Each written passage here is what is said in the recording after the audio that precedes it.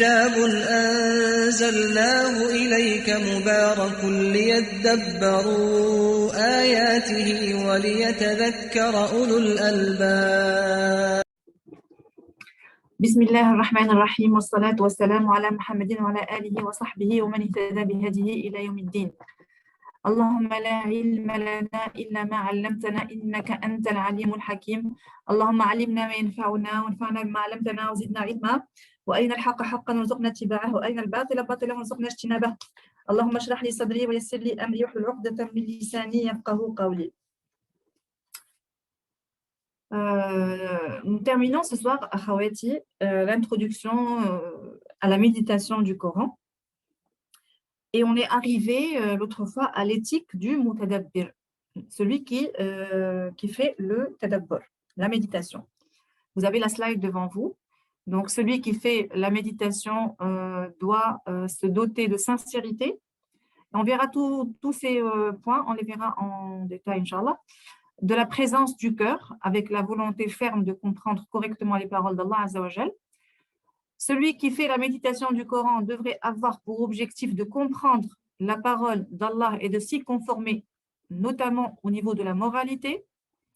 Il faut être patient et apprendre de façon graduelle et finalement prendre en considération les règles de tajwid, de la récitation du Coran, avec quand on doit s'arrêter à certains endroits et commencer à l'waqf al-ibtida.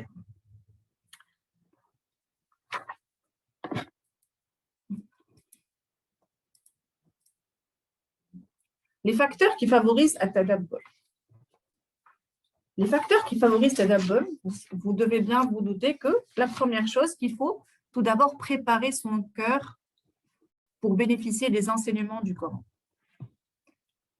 Donc, sans le cœur, on ne peut pas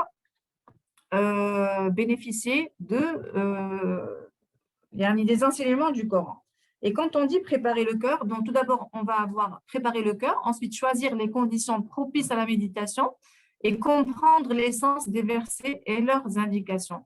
Préparer le cœur, et la première chose à préparer, c'est la sincérité. La sincérité, ça veut dire avoir l'intégrité de l'intention, avoir l'intention qui doit être vouer un culte exclusif à Allah Azza wa Jal, parce que méditer le Coran, c'est une adoration, et une grande adoration. Donc, vous savez que mes chers sœurs, que la sincérité est la base des actes d'adoration corrects, et que c'est l'une des conditions de l'acceptation des actes. Vous savez que pour qu'un acte soit accepté, il faut qu'il y ait deux conditions. Il faut que tout d'abord, l'acte doit être fait en toute sincérité, c'est-à-dire doit être exclusif pour Allah Azza wa Jal. Et la deuxième condition, c'est qu'il doit être conforme à ce qu'il y a dans le Coran et à la Sunna. Et en outre, nos pieux prédécesseurs, qu'Allah leur fasse miséricorde, accordaient la plus grande importance à l'intégrité de leur intention. Surtout, au niveau avec leur relation avec le Coran. Et bien sûr, lors de l'exécution des actes de culte, mais essentiellement en lisant le Coran ou en le méditant. Omar ibn Khattab a dit que la satisfaction d'Allah soit votre objectif à travers vos récitations et actes d'adoration. Donc, on a bien compris que nous devons, mes chères sœurs, purifier notre intention de toute ostentation qui pourrait corrompre cette sincérité. Et le secret de la réussite dans la compréhension des significations du Coran et de sa méditation est la sincérité. Puisque Cheikh l'Islam Ibn Taymiyyah a dit « Quiconque médite le Coran dans le but de requérir la guidance trouvera la voie de la vérité. » Donc, celui qui médite le Coran doit toujours se rappeler de l'importance de la sincérité et toujours renouveler son intention en lisant Al-Qur'an. Et donc, deuxièmement, Il faut ressentir la grandeur d'Allah. Tous ces actes-là, vous allez remarquer, mes chères sœurs, que ce sont des actes de cœur. Donc, ressentir la grandeur du Saint-Coran. Allah Azza wa Jal dit dans son livre وَلَقَدْ آتَيْنَاكَ سَبْعًا مِنَ الْمَثَانِي وَالْقُرْآنَ الْعَظِيمِ. Nous t'avons certes donné les 7 versets que l'on répète, ainsi que le Coran sublime. Donc, le Coran est la parole d'Allah Azza wa Jal. Donc, nous devons, mes chers sœurs, ressentir la grandeur du Coran. Et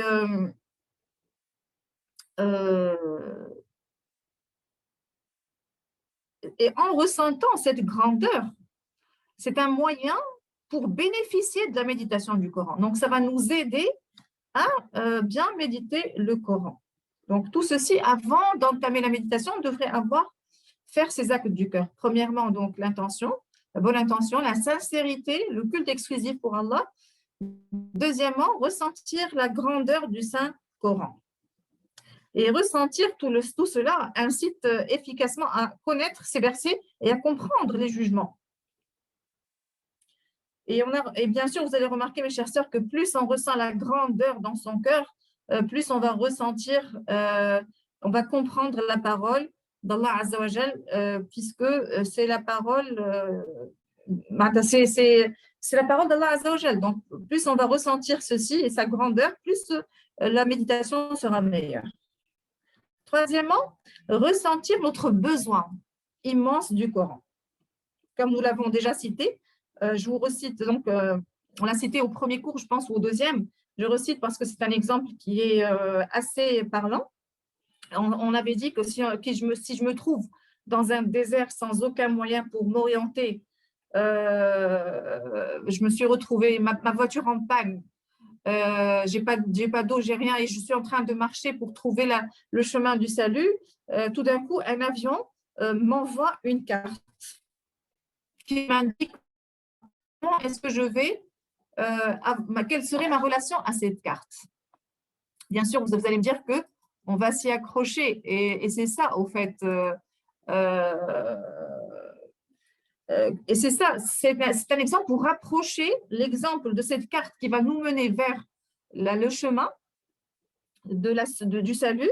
C'est l'exemple du Coran pour le croyant qui va l'aider à trouver trouver le salut dans la vie ici-bas et dans l'au-delà.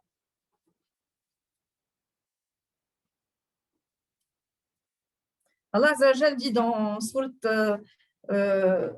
An-Nahl, verset 97, « Quiconque, mâle ou femelle, fait une bonne œuvre tout en étant croyant, nous lui ferons vivre une bonne vie. » Et il dit également, et quiconque se détourne de mon rappel mènera certes une vie pleine de gêne. Dans Sourate Taha. Le premier verset dans Sourate Les Abeilles, 97, le deuxième dans Sourate Taha, 124.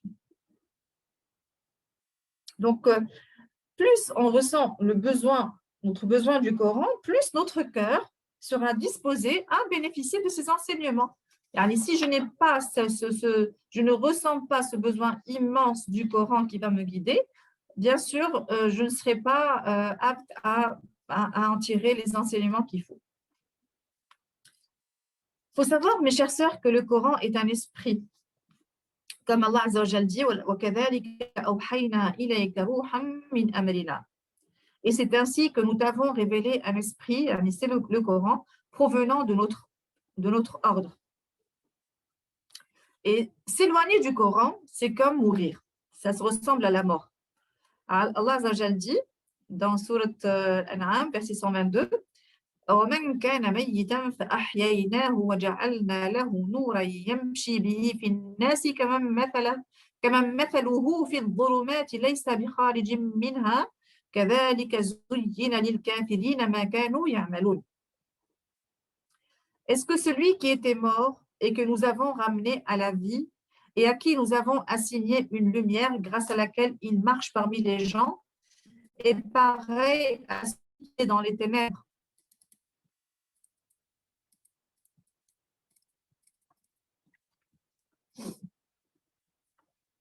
Dans les ténèbres sans pouvoir en sortir. Ainsi, on a enjolivé aux mécréants ce qu'ils œuvrent.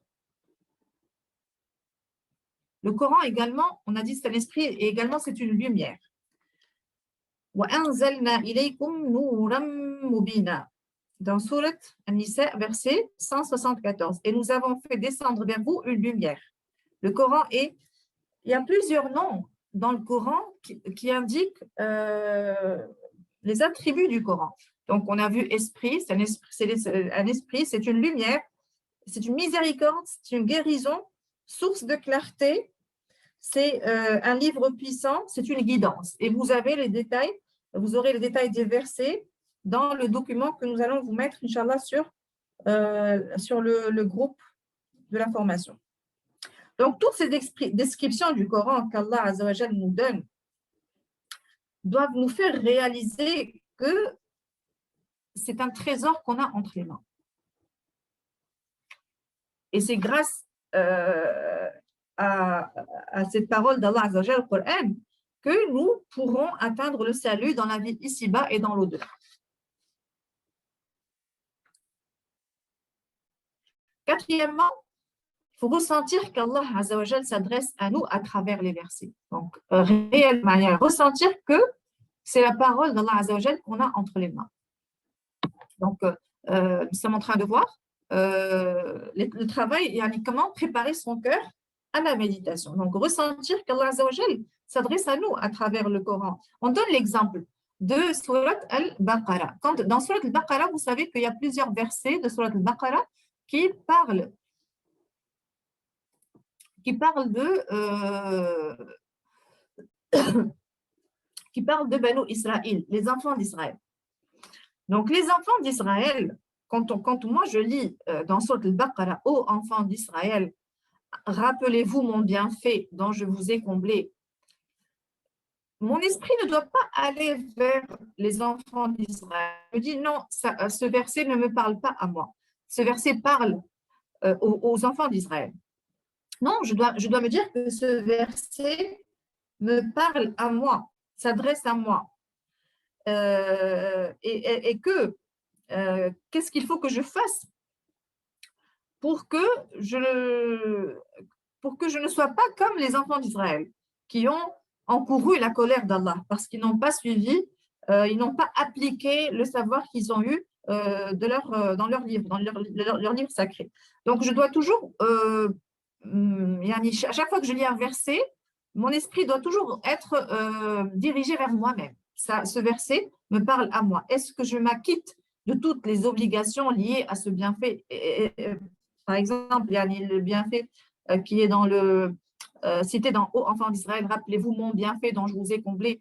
Donc, moi, je devrais me poser la question, est-ce que je m'acquitte de toutes ces obligations liées au bienfait qu'Allah Azza wa Jal m'a donné? Donc, lorsqu'Allah Azza wa Jal nous cite les erreurs commises par les enfants d'Israël, c'est pour que moi, j'en tire des leçons, afin de ne pas commettre les mêmes erreurs et de ne pas connaître le même sort.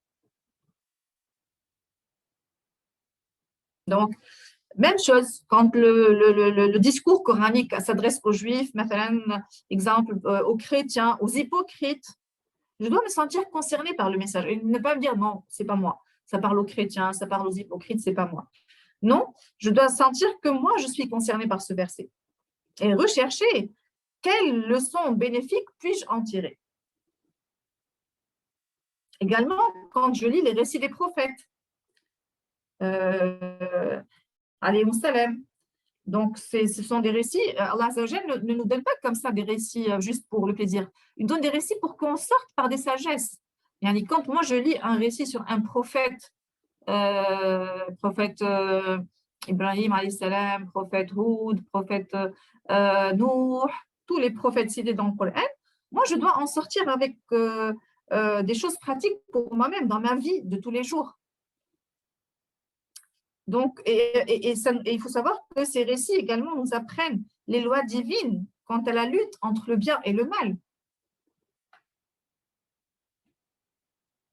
Donc, également, quand je passe sur un verset qui décrit le paradis, je devrais me dire que je dois œuvrer beaucoup pour atteindre ces délices-là éternelles.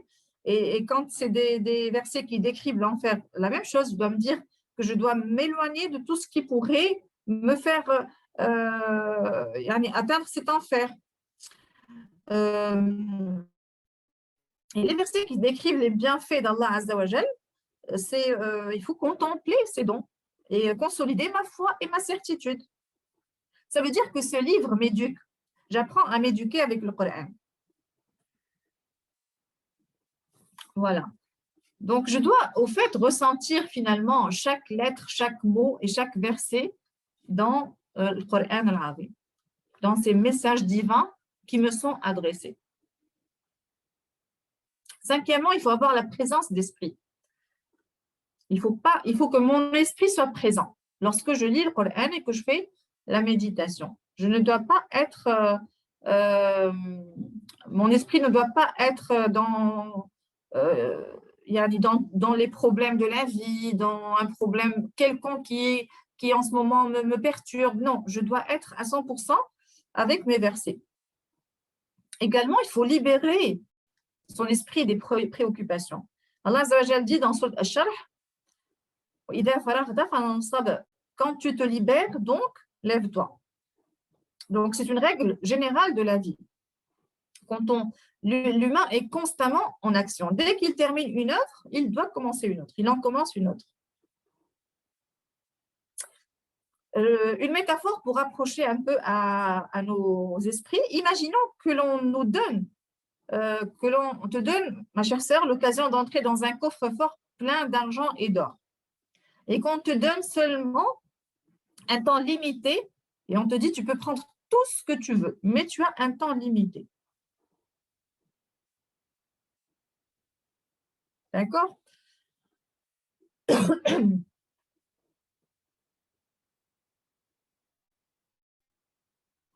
Voilà. Au fait, le temps est limité. Mais toi, quand tu rentres, tu ne sais pas que le temps est limité. Comment est-ce que tu vas te comporter lorsque tu sais que tu peux emporter tout et puis d'un seul coup, on te dit stop, ça y est, ton temps est fini. Dans ces conditions, est-ce que je vais gaspiller une seule seconde à discuter ou m'asseoir au lieu de prendre le maximum de ce qu'il y a dans le coffre? Normalement, chacune de nous va se dire je ne vais perdre aucune minute et je vais passer tout mon temps, tout le temps qu'on m'a donné à essayer de prendre le maximum. C'est la même chose. C'est la même chose vous savez que l'être humain, il est faible. Et donc, Allah Azza wa Jal nous a facilité d'amasser des tas de bonnes actions avec des actes très simples, comme al-dhikr, le rappel. C'est un acte qui est très simple, qui se fait par la langue. Il ne demande pas beaucoup d'efforts. Donc, c'est vrai que les préoccupations, ça n'en finit pas. On en a toutes. Et il faut mieux diriger donc, les efforts vers les bonnes œuvres. Donc ça, on devrait avoir ça en tête. Libérer son esprit des préoccupations. Et bien sûr, il ne faut jamais oublier de rechercher le refuge auprès d'Allah Azza wa Jal contre Satan, le maudit. A'udhu billahi minash shaitanir rajim, on dit avant de lire le Coran. Le verset de sourate Nahl, les abeilles, verset 98. فَإِذَا قَرَأْتَ الْقُرْآنَ فَاسْتَعِذْ بِاللَّهِ مِنَ الشَّيْطَانِ الرَّجِيمِ. Lorsque tu lis le Coran, cherche refuge auprès d'Allah contre Satan le lapidé. Et à travers cette formule, nous implorons l'aide d'Allah Azza wa Jal de nous protéger contre notre ennemi et le démon, Shaitan, et ses insufflations. Pour que notre cœur soit prêt à recevoir le rappel d'Allah et d'en bénéficier. Également, mes chers sœurs, il faut ressentir les versets et leur traitement des situations réelles. Les versets, finalement, ils sont un traitement pour des situations réelles. Parce que l'un des miracles du Coran est qu'il est valable en tout temps et tout endroit, et à toutes les époques, quoi. Et quand je lis les versets, je dois me rendre compte que ces versets-là apportent des réponses à des solutions apportent des réponses et des solutions à des situations que moi, je suis en train de vivre. Puisqu'il a apporté des réponses à des situations vécues par les compagnons. Donc, ça veut dire que moi aussi, je peux, c'est-à-dire ça comporte des solutions pour moi au niveau social, familial, financier, éducatif. Dans tous les domaines de la vie, le Coran peut te donner des réponses. Il y a un exemple qui est très frappant qu'on va prendre ici comme exemple pour éclaircir ce point. Vous savez qu'il y a eu la grande bataille de Badr et il y a eu, après la grande victoire dans la bataille de Badr, il y a eu la bataille de Uhud. Et bien sûr, l'histoire de bataille de Uhud se trouve dans Sourate Al-Imran, pour celles qui veulent la lire. Donc, durant la bataille de Uhud, les musulmans ont subi plusieurs épreuves. Il faut savoir que de nombreux martyrs sont tombés sur le champ de bataille. Et le prophète sallallahu alayhi wa sallam a été blessé. Parce qu'au fait, il avait demandé à des tireurs à l'arc de rester sur la montagne, de ne pas descendre, quelles que soient les conditions. Mais eux, ils ont désobéi. Ils ont quitté leur position stratégique. Pour celles qui veulent connaître plus en détail l'histoire, allez voir l'histoire de la bataille de Badr, elle est très passionnante. Mais maintenant, nous, en ce qui nous concerne maintenant dans notre cours, c'est on va voir maintenant comment les versets, il y a eu des versets qui ont été révélés suite à cette bataille. Et comment ces versets ont traité la situation. Vous imaginez que ces tireurs à l'arc qui ont désobéi, comment ils vont se sentir? Parce que le prophète, il avait insisté, il leur avait dit, ne descendez pas, quelle que soit la situation. Quoi que vous voyez, ne descendez pas de votre place sur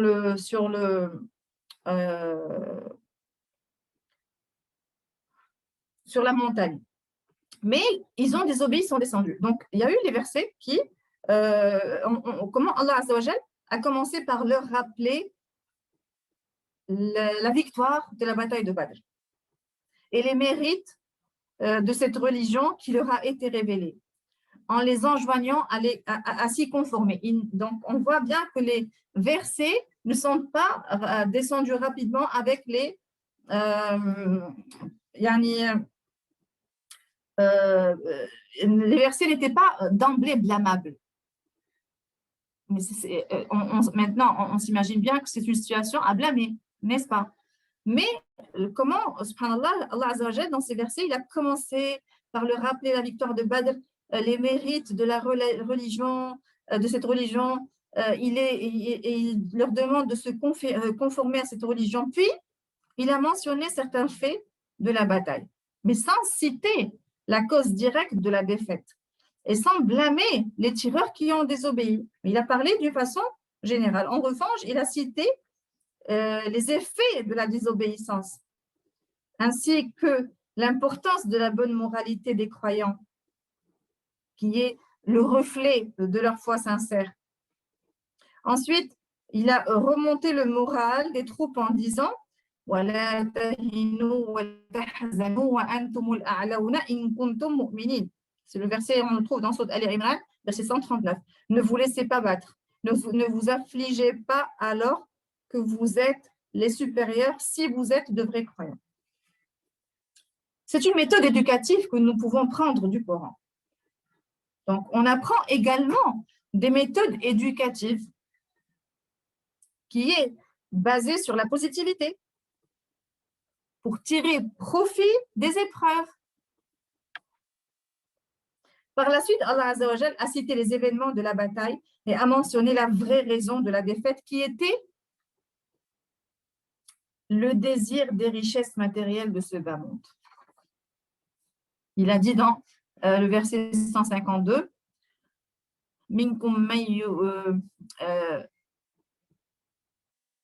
il en était parmi vous qui désirez la vie d'ici-bas, et il en était parmi vous qui désirez l'au-delà.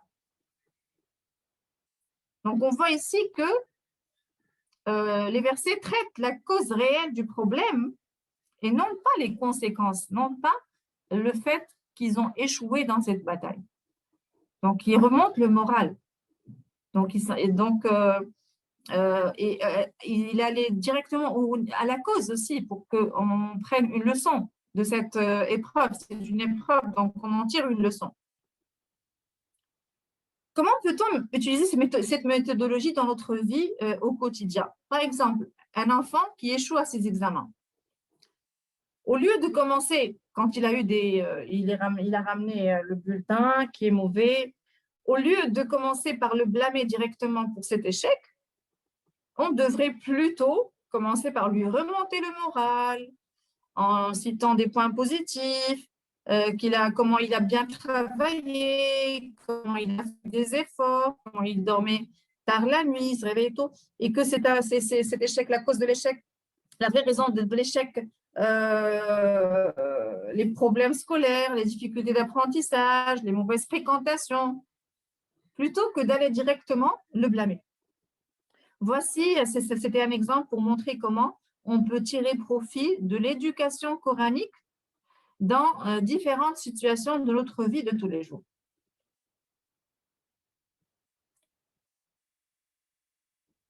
Huitièmement, il faut contrôler son cœur continuellement de l'effet du Coran sur son cœur. C'est-à-dire toujours, c'est comme si on avait un outil de mesure. Je mesure la foi dans mon cœur à chaque fois que j'ai fait une méditation et que j'ai pris des enseignements. Comment est l'état de mon cœur? Quel était l'impact de cet enseignement sur mon cœur?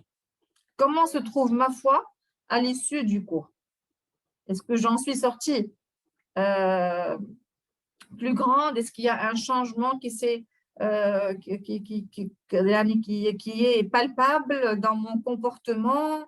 Et s'il n'y a pas d'impact, je devrais me poser la question, qu'est-ce qui fait qu'il n'y a pas eu d'impact sur moi? Comment puis-je m'améliorer? Ça veut dire qu'il faut observer de très près l'état de son ego, de son nafs, et chercher les causes qui l'empêchent de bénéficier des enseignements du Coran. Mais pour ceci, il est important d'être sincère et franche dans cette démarche. Il faut rechercher toujours le juste milieu pour ne pas tomber dans la déprime et le mépris de soi. Ce n'est pas l'objectif. L'objectif est de s'améliorer, de s'améliorer. À chaque fois que j'apprends un enseignement d'un verset, que je le mets en pratique, je devrais voir est-ce que je suis en train de m'améliorer ou pas. Si je ne m'améliore pas, je revois quel est le problème et je m'efforce à être meilleure la prochaine fois. Donc, on a dit préparer le cœur pour bénéficier des enseignements du Coran. On les reprend. Vous les avez ici. Donc, la sincérité dans l'étude de la méditation du Coran, ressentir la grandeur du Saint-Coran, ressentir notre besoin immense du Coran, ressentir qu'Allah Azza wa Jal s'adresse à nous à travers les versets du Coran, la présence de l'esprit, libérer son esprit des préoccupations, rechercher refuge auprès d'Allah contre Satan, ressentir les versets et leur traitement dans des situations réelles, contrôler son cœur continuellement et l'effet du Coran dessus. Deuxième chose, il faut choisir les conditions propices à la méditation. Choisir tout d'abord le bon moment. Et le bon moment, on l'a dans le Coran. C'est généralement la nuit. Allah Azza wa Jal dit dans Sourate Al-Muzammil, verset 6, Inna nashi'ata al-layli hiya ashaddu wat'an wa aqwamu qila. La prière pendant la nuit est plus efficace et plus propice pour la récitation. Donc, on doit profiter aussi de la lecture pendant la prière pour la méditer.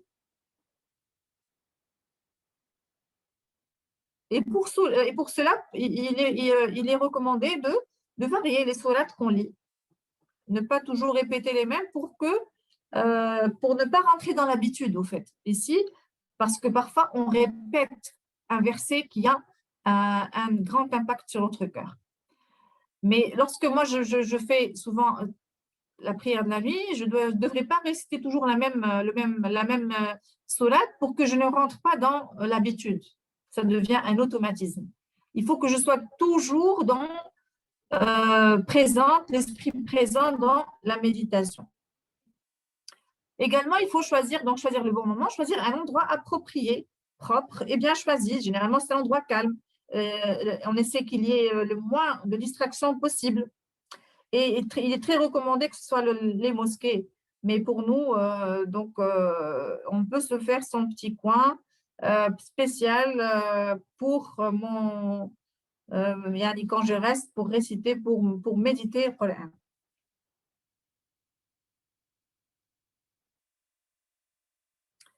Et vous savez que on a nos sens, on a l'ouïe, on a la vision, l'ouïe, et on devrait, et la langue, utiliser tout ça pendant le Coran. L'idéal serait qu'on ait le Coran devant nous, parfois on l'écoute aussi, très important. Et préserver ces 3 accès qui sont des accès qui vont directement au cœur. On les préserve, on ne voit rien d'interdit ou de détestable. On n'entend rien qui déplaise à Allah Azza wa Jal. On ne prononce que de bonnes paroles. Ceci est bien sûr l'endroit calme qu'on va chercher. Dans cet endroit-là, vous aurez tout ceci à Khawati. Et l'idéal, bien sûr, comme on a dit, ce serait les mosquées, mais aussi vous pouvez choisir un endroit propice chez vous et le préparer pour que justement vous soyez, qu'il y ait le moins de distractions possible. Également, troisièmement, il faut lire le Coran lentement pour pouvoir chaque mot lui donner son importance. Chaque lettre aussi. Quatrièmement, il faut réciter le Coran clairement et soigneusement et embellir sa voix durant la récitation du noble Coran. Allah Azza wa Jalla dit dans Sourate Al-Muzammil وَرَتِّلِ الْقُرْآنَ تَرْتِيلًا, et récite le Coran lentement et clairement. Ibn Kathir, dans l'exégèse de ce verset, qu'est-ce qu'il dit? Il dit, autrement dit, lisez-le lentement, car ce sera une aide pour comprendre et méditer le Coran. Et Ibn al-Qayyim dit, la récitation du prophète sallallahu alayhi wa sallam était lente et sans précipitation. C'était plutôt une récitation claire, lettre par lettre. Parce que l'être humain est attiré par les récitations qui est claire, qui est embellie, plutôt que par une lecture qui est régulière. Voici pourquoi il est recommandé d'embellir sa récitation et de la lire lentement. Cinquièmement, il est préférable également d'écouter la récitation d'autrui, donc mettre des audios, parce que Allah Azza wa Jal dit, tout d'abord parce que déjà l'écoute est une des portes de la réflexion.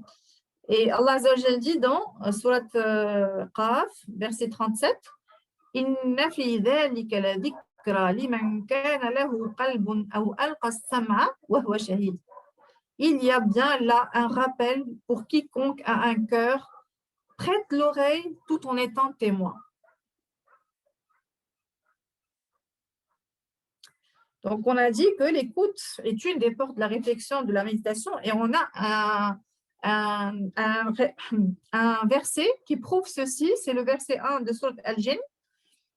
Lorsque les djinns ont écouté la récitation du prophète sallallahu alayhi wa sallam, il y a eu ce verset qui est descendu. قُلْ أُوحِيَ إِلَيَّ أَنَّهُ اسْتَمَعَ نَفَرٌ مِنَ الْجِنِّ فَقَالُوا إِنَّا سَمِعْنَا قُرْآنًا عَجَبًا. Dit, il m'a été révélé qu'un groupe de djinns prêtèrent l'oreille, puis dirent, nous avons certes entendu une lecture, c'est-à-dire le Coran, une lecture merveilleuse. c'est les djinns qui, dès qu'ils ont entendu la parole d'Allah, Azza wa Jal, ils ont tout de suite observé le bien et la sagesse que cette parole contient. Et dans un autre verset, il est dit que ces djinns sont partis pour appeler d'autres djinns à écouter le Coran et à cette religion. Subhanallah.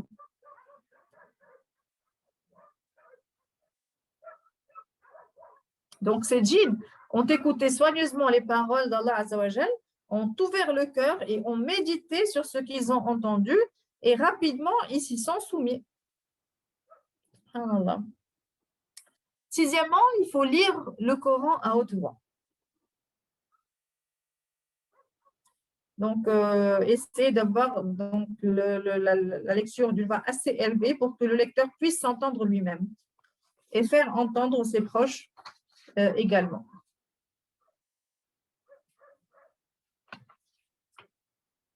Parce qu'au fait, en lisant à haute voix, nous aurons le témoignage des anges chargés de rechercher des cercles de dhikr. Vous savez qu'il y a des anges qui cherchent les cercles de dhikr pour y assister. On fera fuir les diables et ainsi purifier les lieux de leur présence. Selon Abu Huraira, le prophète sallallahu alayhi wa sallam a dit « Il n'est rien qu'Allah ait écouté avec plus d'attention qu'un prophète possédant une belle voix récitant le Coran à voix haute. » On trouve ce hadith dans Al-Bukhari et Muslim.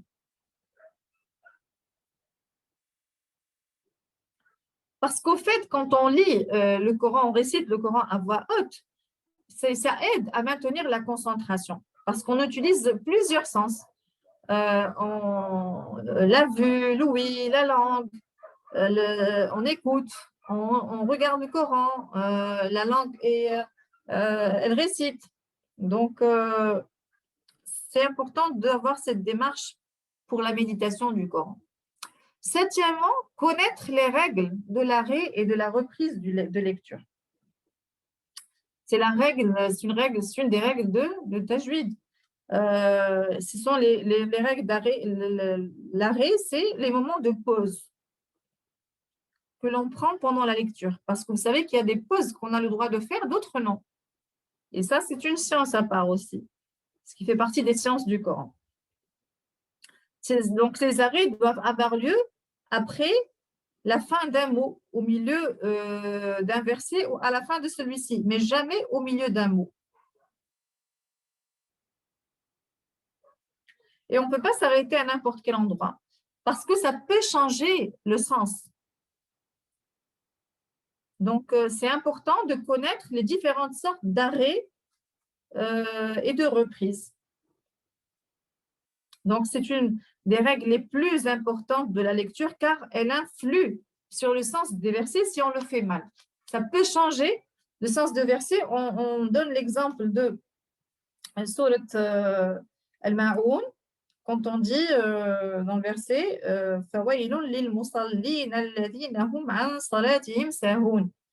malheur donc à ceux qui prient tout en négligeant et retardant le salat. On ne peut pas dire si on s'arrête ici, ça change complètement le sens. Malheur donc à ceux qui prient. C'est comme si ceux qui prient vont être atteints de malheur. C'est pour ça qu'il ne faut pas s'arrêter à wailun lil musallin. Il faut dire malheur donc à ceux qui prient tout en négligeant et en retardant leur salat. Le malheur va les atteindre parce qu'ils négligent, parce qu'ils retardent finalement leur prière. Ce n'est pas parce qu'ils sont en train de prier. Donc, ça, c'est un exemple d'arrêt et de reprise. Donc, al-waqf wal-ibtida', l'arrêt et la reprise, est l'une des plus nobles sciences du Coran parce qu'elle contribue à la compréhension correcte du Coran. Donc, de cette manière-là, le lecteur apprend à prendre compte du sens des termes et des phrases. Ne pas s'arrêter comme ça n'importe comment. Il faut savoir ne s'arrêter qu'après avoir terminé le sens de la phrase, de ce qui a été cité. Donc, huitièmement, il faut respecter les règles de récitation, de tajwid, sans exagération ni abus. Donc, tajwid, vous savez que c'est al-makharij al-huruf wa harakat al-huruf, al-harakat. Al-makharij, euh, euh, les points d'articulation. Ou al-harakat, ce sont les mouvements des voyelles. Donc, les points d'articulation des lettres, al-makharij, et al-harakat, ce sont les mouvements des voyelles. Donc, c'est important de lire le Coran de la même manière que Sayyidina Jibril a lu sur le prophète lorsqu'il lui transmettait le Coran, lorsqu'il lui récitait le Coran.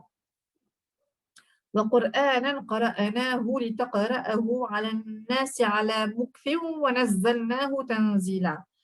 Sourate Al-Isra, verset 106. Nous avons fait descendre un Coran que nous avons fragmenté pour que tu le lises lentement aux gens, et nous l'avons fait descendre graduellement. Donc, pour que tu le lises lentement aux gens. Donc, c'est en respectant les règles de tajwid et y aller lettre par lettre. Mais chose importante, akhawati, il ne faut pas que notre attention soit portée uniquement sur les mouvements de la langue ou de soigner la récitation. Parce que ceci pourrait nous distraire des sens du Coran, nous distraire de la méditation. C'est vrai que c'est important de connaître tout ça, mais que ça nous prenne toute notre attention. Neuvième point dans les conditions donc propices à la méditation, c'est le fait de répéter les versets. Quand un verset a un impact sur notre cœur, il est important de le répéter comme le prophète sallallahu alayhi wa sallam faisait lorsqu'un verset le touche. Il a même passé toute une nuit à lire et répéter un seul verset qui est « In tu'adhibhum fa innahum ibaduk » وَإِن تَغْفِرْ لَهُمْ فَإِنَّكَ أَنْتَ الْعَزِيزُ الْحَكِيمُ. Si tu les châties, ils sont tes serviteurs. Et si tu leur pardonnes, c'est toi le puissant, le sage. Donc, quand c'était connu qu'à Sahaba ou Tabi'in, quand il y avait un verset qui les touchait, ben, ils le récitaient pendant toute la nuit. Et on a l'exemple également de Hassan al-Basri. Un jour, il a fait une prière de la nuit jusqu'au matin avec le verset Amma yatasa'aloun. Sur quoi s'interrogent-ils mutuellement? De Sourate An-Naba.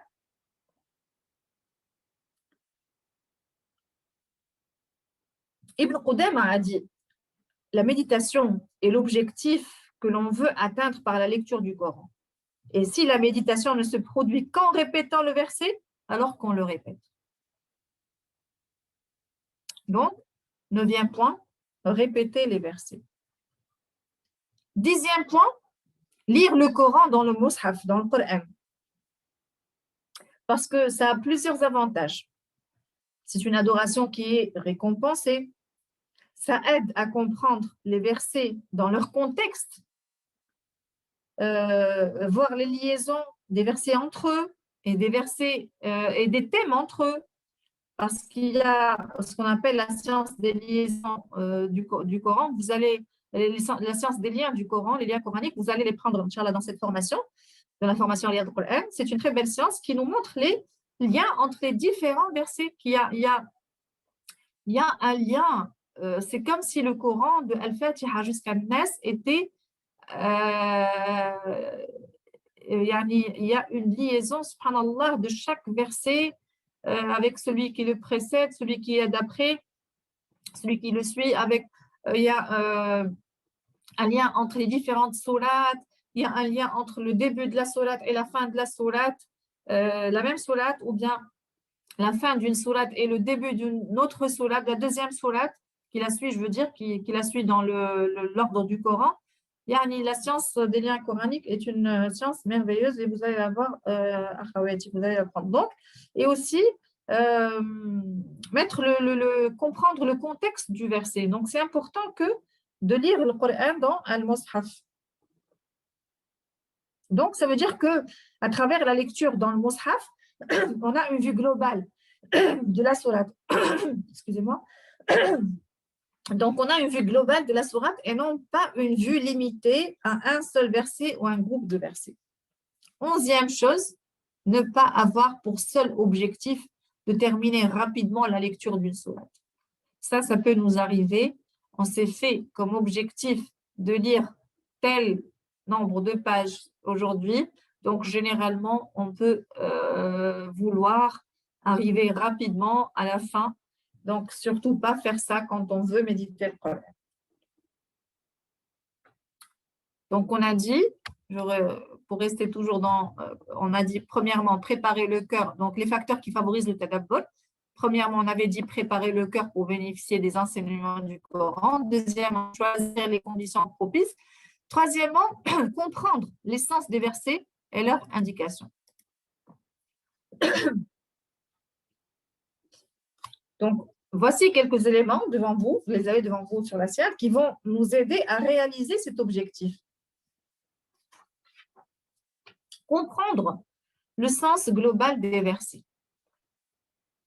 Et nous l'avons déjà précisé le cours précédent, qu'il faut aller voir, revenir au livre d'exégèse, même succinct, pour connaître la signification, le sens de chaque mot.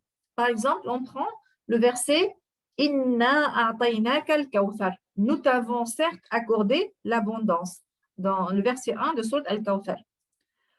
Donc, nous allons trouver dans les livres d'exégèse que le sens global de ce verset est le suivant. Allah Azza wa Jal a accordé au prophète sallallahu alayhi wa sallam un bien immense, dont le fleuve Al-Kawthar au paradis. Donc, connaître, comprendre le sens global des versets. Deuxièmement, recenser tout ce qu'il y a comme hadith à propos du verset. Les hadiths et les propos des compagnons sur le verset en question. Par exemple, dans Sourate Al-Kawthar, nous allons trouver plusieurs avis, plusieurs hadiths qui expliquent l'abondance qu'Allah Azza wa Jal a accordée à son prophète. Parfois, on trouve que l'abondance, c'est le fleuve au paradis. On peut trouver le bassin. On peut trouver que l'abondance, c'est le Coran. On peut trouver l'abondance, ça veut dire les nombreux croyants qui vont suivre sa voie, etc. Et dans la plupart des versets du Coran qui admettent des interprétations différentes, nous allons concilier ces interprétations d'une façon ou d'une autre. Et ça sera l'objet du cours Les fondements de l'exégèse que vous allez prendre dans cette formation Riyad al-Qur'an. Donc, par exemple, ici dans Al-Kawthar, tout ce qu'on a énuméré comme ce qui a été cité sont un exemple de bien abondant qu'Allah Azza wa Jal a accordé à son prophète. Donc, c'est tout ça. C'est vrai qu'on les a trouvés dans plusieurs hadiths, mais l'abondance, c'est finalement tout ça. C'est le fleuve, au paradis, c'est le bassin, c'est le Coran, c'est les nombreux croyants qui ont suivi sa voie, etc. Donc, ceci fera l'objet du cours, du module les fondements de l'exégèse dans cette formation Riyad al-Qur'an. Troisièmement, connaître les causes de la révélation. Surat al-Kawthar a été révélée à la suite des propos tenus par un polythéiste après la mort d'un des fils du prophète sallallahu alayhi wa sallam. Qu'est-ce qu'il a dit? Il a dit que le prophète sallallahu alayhi wa sallam sera sans prospérité. Et vous savez que le prophète sallallahu alayhi wa sallam n'avait que des filles. Quand il a perdu des garçons, il n'avait que des filles. Donc cet homme-là avait dit que le prophète sallallahu alayhi wa sallam serait sans prospérité. C'est-à-dire son nom ne sera pas mentionné après sa mort. Donc cette sourate, elle a répondu à cet homme-là et explique que parmi les biens abondants qu'Allah Azza wa Jal a accordé à son prophète, il y a sa mention qui ne sera pas interrompue. Et contrairement, bien sûr, à cet homme-là, dont on ne connaît pas le nom, mais on connaît celui du prophète sallallahu alayhi wa sallam. C'est une preuve de sa prophétie, puisque maintenant, on est en train de parler du prophète sallallahu alayhi wa sallam, mais le nom de celui qui l'a dit, personne ne le connaît. Et le nom Mohammed, le prénom Mohammed est un prénom des plus répandus à travers le monde. même dans certains pays non musulmans. Quatrièmement, il faut connaître les significations et les indications des termes. Et bien sûr, je voulais vous dire que les circonstances de révélation sont très importantes à la méditation. Connaître les circonstances, non, la cause de révélation. La cause de révélation est toujours importante. Maintenant, on passe à la circonstance de révélation. Les circonstances de révélation, ça nous donne un enseignement sur les situations dans lesquelles se trouvaient le prophète sallallahu alayhi wa sallam et les compagnons lors de la révélation du surat ou du verset. À la Mecque, à Médine, lors d'une bataille, etc. Ça nous donne donc des informations sur le moment de la révélation du Coran, c'est-à-dire les circonstances pendant lesquelles ce verset ou cette sourate ont été révélés. Cinquièmement, connaître les significations et les indications des termes.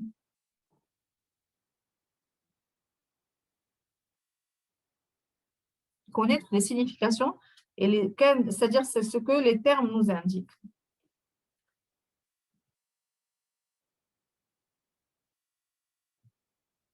Donc, Al-Kawthar, que nous indique Al-Kawthar?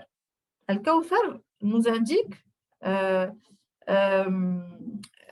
ici c'est quelque chose qui est spécial à la langue arabe, mais je vais quand même le citer.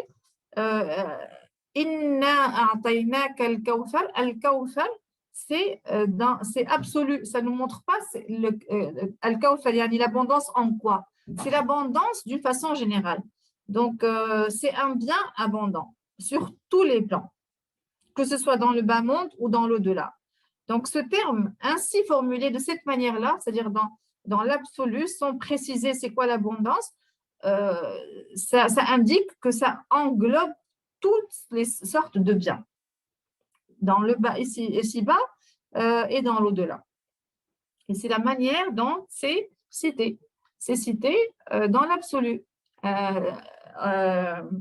Inna a'taynaka al-Kawthar, nous t'avons certes accordé l'abondance. Sans l'abondance et dans l'absolu, il n'est pas précisé quel type d'abondance. Donc, ça indique que ça indique que ça peut englober toutes sortes d'abondance. Voilà ce que nous indique.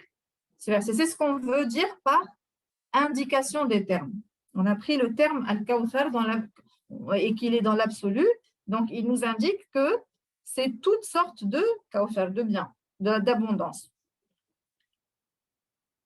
Un autre exemple, le verset de Asur al-Takathur, Al-Hakumut Takathur, la course aux richesses vous distrait. Lorsque nous lisons le sens global du verset, nous trouvons la course aux richesses vous a occupé et détourné de l'obéissance à Allah. Al-Hakumut Takathur. Donc, le verbe al-ha, distraire, il y a un autre verbe qui lui ressemble. C'est le verbe sharala, occuper. Yani sharala kumut takathur. Vous avez été occupé par la course aux richesses. Donc, le fait d'avoir utilisé le mot al-ha nous indique que c'est le cœur, finalement, qui est distrait. Parce que c'est un terme qui est propre, on va dire, au cœur, qui est distrait de ce qu'il devrait faire. Ça veut dire que le mot al-ha nous indique que notre cœur ne devrait pas être distrait par cette abondance, par la course aux richesses, parce que ça va nous détourner de l'obéissance à Allah Azza wa Jal. Les deux exemples, mes chères sœurs, que je viens de donner ici, Inna a'taynaka al-Kawthar alhakumut takathur, ça incite à apprendre l'arabe.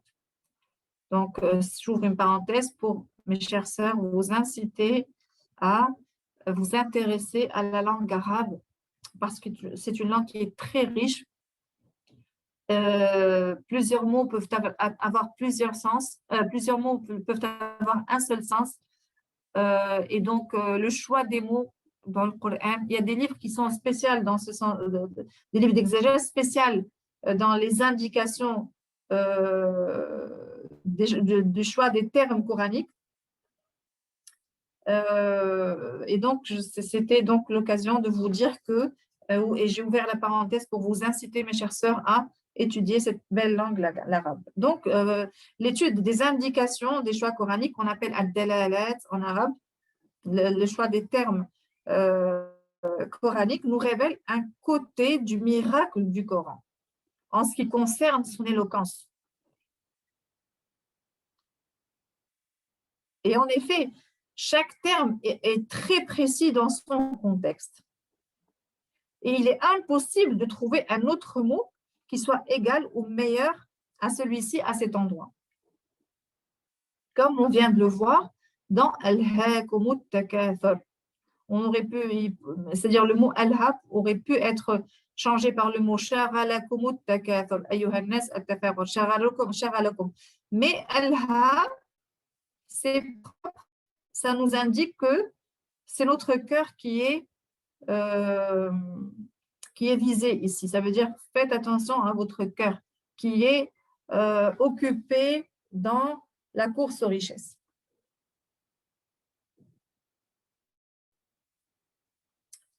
Sixièmement, connaître les indications des formes des phrases. Qu'est-ce que ça veut dire? Ça veut dire que, est-ce que c'est une phrase nominale ou bien une phrase verbale, la forme passive, interrogative, les verbes, est-ce qu'ils sont au présent, au passé? Ça aussi, c'est propre à la langue arabe.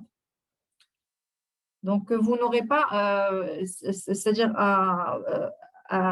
pour vous, c'est pas, vous n'aurez pas, je veux dire, vous n'aurez pas des livres d'exégèse dans ce sens-là, puisque c'est propre à la langue arabe. Mais c'est bon à connaître. Il faut savoir que même ceci, le fait de connaître la forme des phrases, l'indication qu'indique cette forme de phrase. Pourquoi? Quelle est la sagesse que cette phrase soit écrite dans la forme interrogative, par exemple. Et ça nous indique quelque chose. Qu'est-ce qui fait que cette phrase-là, ou bien ce verbe, est au passé, au lieu qu'il soit au présent? Donc, tout ceci nous aide également à méditer le Coran. Donc, lorsqu'on comprend, quand on se pose ce genre de questions et qu'on trouve les réponses dans les livres d'exégèse, ça nous donne beaucoup plus d'enseignements, d'indications, et ça nous aide à la méditation du Coran. Par exemple, lorsque on trouve une phrase verbale, la phrase verbale, généralement, elle indique l'avènement ou le renouvellement de l'action, selon le verbe qui est utilisé. Tandis qu'une phrase nominale, elle nous indique la continuité et la permanence de l'action.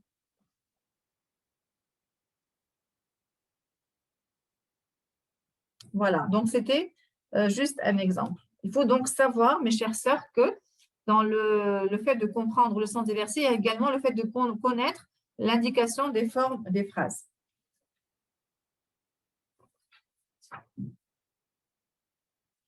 Comme je viens de vous le dire, il y a de nombreux livres d'exégèse qui sont spécialisés dans la rhétorique de la langue arabe, dans ceci, parce que tout ce qu'on vient de voir est très spécifique à la langue arabe.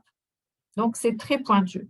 Et dans notre formation, nous ne pouvons pas étudier ces aspects en profondeur, comme je viens de vous le dire, parce que c'est propre à la langue arabe. C'est pour ceci que on vous encourage, mes chères sœurs, vivement à étudier cette langue, la langue arabe. Elle vous fera découvrir la signification de ces mots-là, de ce qu'on vient de dire. Septièmement, il faut connaître le contexte des versets étudiés, ainsi que ceux qui les devancent et ceux qui les suivent. La science des liens coraniques. On verra ensemble la science des liens coraniques vers la fin de la formation via le Coran. Huitièmement, il faut connaître les sujets et les objectifs des sourates. L'objectif, chaque sourate a un objectif particulier. Et cette connaissance est très importante dans la méditation du Coran parce qu'il faut toujours avoir en tête l'objectif de la sourate lorsqu'on est en train de méditer une sourate particulière. Parce que chaque verset va être, ou bien le sens va être en fonction de l'objectif de la sourate. C'est important de connaître l'objectif de la sourate, de quoi nous parle toute la sourate et le verset qui est dedans, automatiquement, lorsqu'on prend le sens du verset, il doit être mis dans tout le contexte et en premier lieu, quel est l'objectif de la sourate qu'on est en train d'étudier. Par exemple, on prend sourate Al-Baqarah. Elle comprend différents sujets. Donc, et il y a une très longue partie de la sourate qui évoque les traits de caractère des enfants d'Israël, de Banu Israël. Et la raison, les différentes raisons qui ont conduit au fait qu'ils ne soient plus la meilleure communauté et qu'ils aient encouru la colère d'Allah. Donc, il y a également une autre longue partie sur les lois juridiques révélées à la communauté musulmane, tant sur le plan individuel ou de la communauté. Et entre ces deux parties, il y a le récit de Sayyidina Ibrahim alayhi salam. Ce récit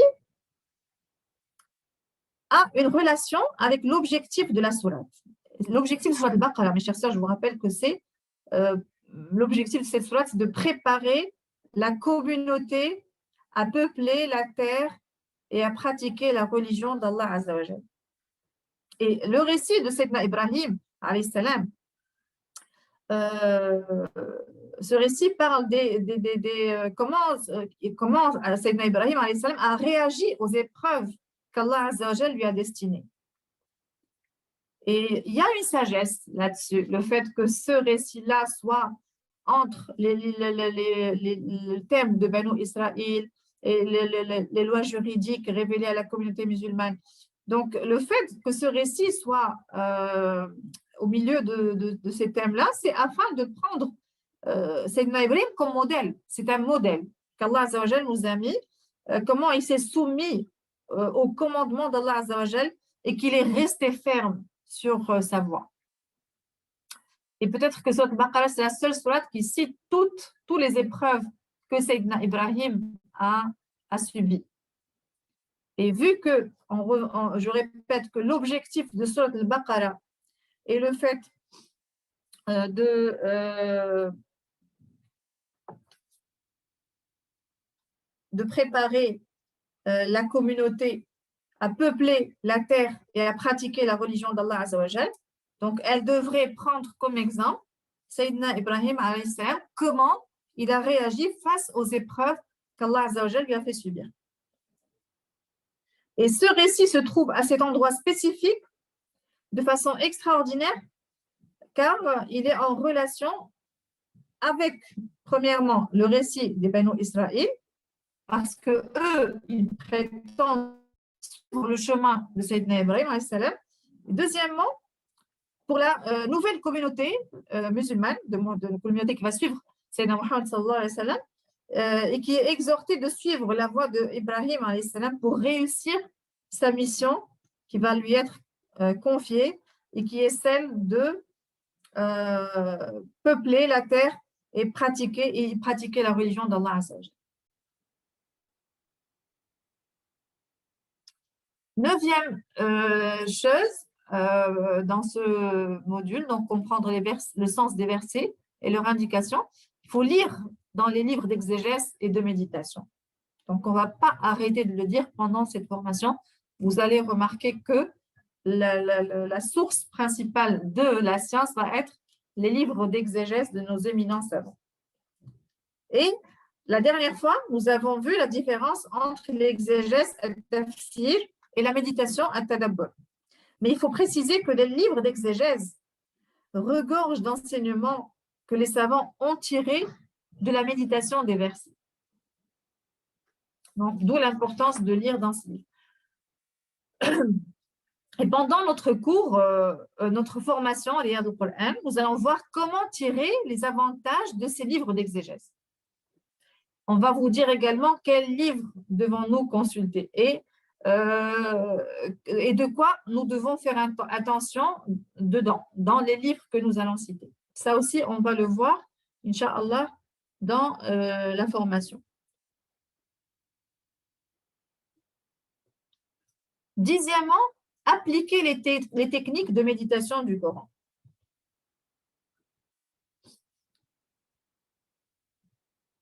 Donc, les techniques de la méditation du Coran, vous allez les voir la semaine prochaine, Inch'Allah.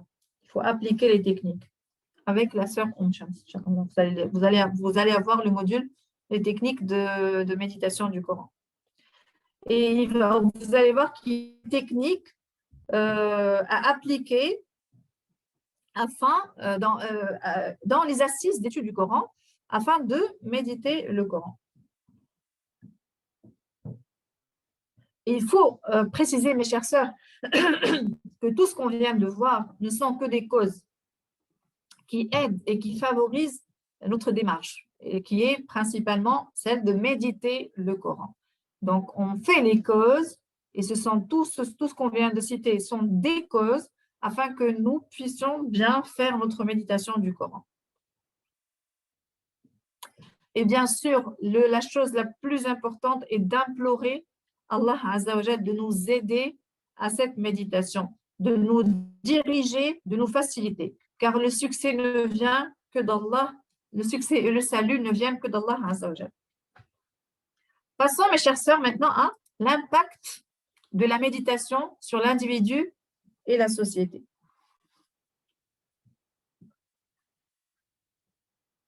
L'impact de la méditation sur l'individu et la société. Premièrement, et le premier objectif qui est recherché par le tadabbur, la méditation, c'est la purification. La purification de l'âme. Et bien sûr, ceci était la mission des prophètes, puisqu'Allah Azza wa Jal dit dans Surat Al-Jumu'ah, verset 2, هو الذي بعث في الأميين رسولا منهم يتلو عليهم آياته ويزكيهم ويعلمهم الكتاب والحكمة وإن كانوا من قبل لفي ضلال مبين. C'est lui qui a envoyé à des gens sans livre, les Arabes, un messager des leurs qui leur récite ces versets, les purifie et leur enseigne le livre et la sagesse, bien qu'ils étaient auparavant dans un égarement évident.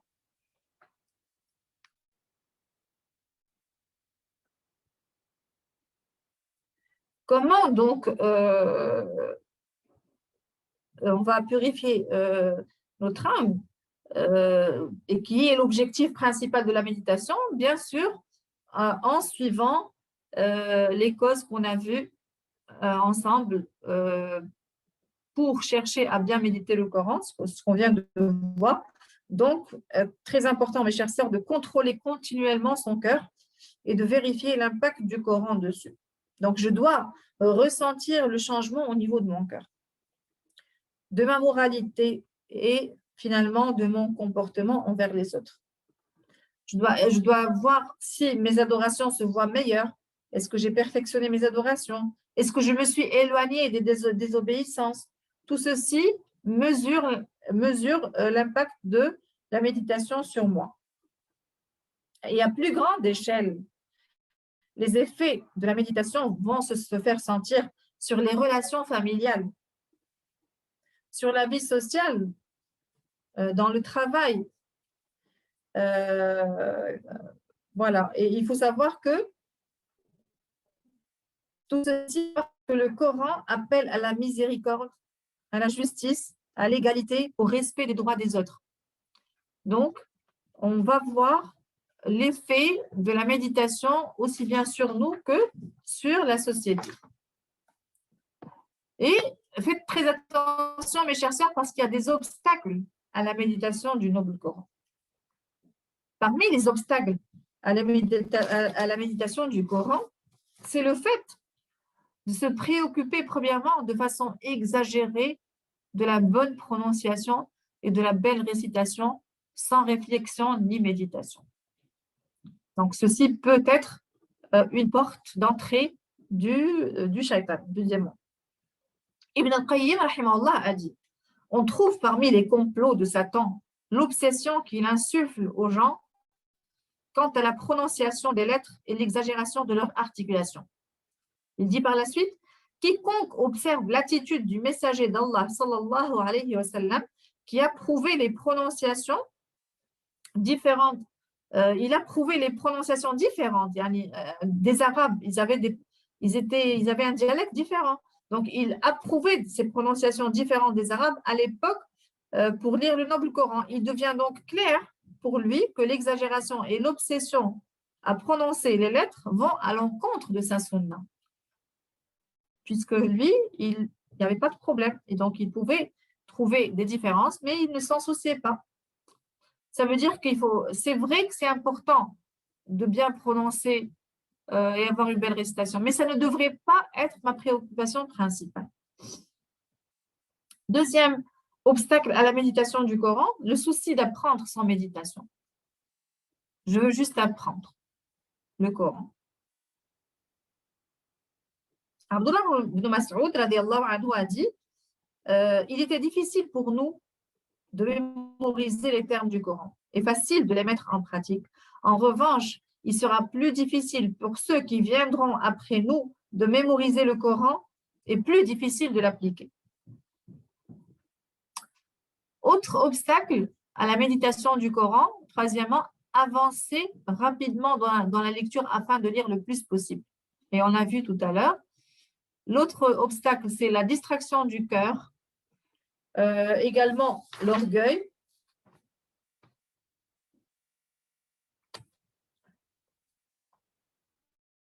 L'orgueil est spécifiquement cité dans les versets suivants de Sourate Al-A'raf, verset 146. J'écarterai de mes signes ceux qui, sans raison, s'enflent d'orgueil sur terre. Même s'ils voyaient tous les miracles, ils n'y croiraient pas. Et s'ils vont au sentier, ils ne le prennent pas comme sentier. Mais s'ils voient le sentier de l'erreur, ils le prennent comme sentier. C'est qu'en vérité, ils traitent de mensonges nos preuves et ils ne leur accordaient aucune attention. Parmi les obstacles à la méditation, multiplier les désobéissances. Kalla barrana ala qulubihim ma kanu yaksibun. Surat Al-Mutaffifin, verset 14. Pas du tout, mais ce qu'ils ont accompli couvre leur cœur. Ça veut dire que leur cœur est couvert d'une couche épaisse. Arran, c'est une couche épaisse qui couvre le cœur. Pour qu'ils ne, de cette manière-là, ils ne peuvent pas bénéficier de l'enseignement du Coran. Également, parmi les obstacles à la méditation du Coran, suivre ses passions. Le fait de suivre ses passions est un grand obstacle à la méditation et à la compréhension du Coran. Dans Surat Al-Jathiyah, verset 23, أَفَرَأَيْتَ مَنِ اتَّخَذَ إِلَهَهُ هَوَاهُ وَأَضَلَّهُ عَلَى عِلْمٍ وَخَتَمَ عَلَى سَمْعِهِ وَقَلْبِهِ وَجَعَلَ عَلَى بَصَرِهِ غِشَاوَةً.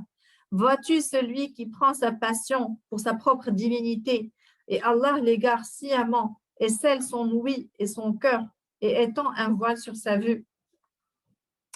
Également, parmi les obstacles à la méditation, 8e chose, être pris dans le tourbillon de la vie ici-bas et surtout les divertissements et les amusements. Donc, ça veut dire la préoccupation du cœur par la vie mondaine.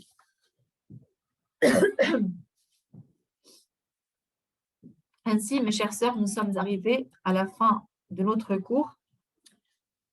Subhanakallahumma bihamdik, nashhadu an la ilaha illa ant, nastaghfiruka wa natubu ilayk.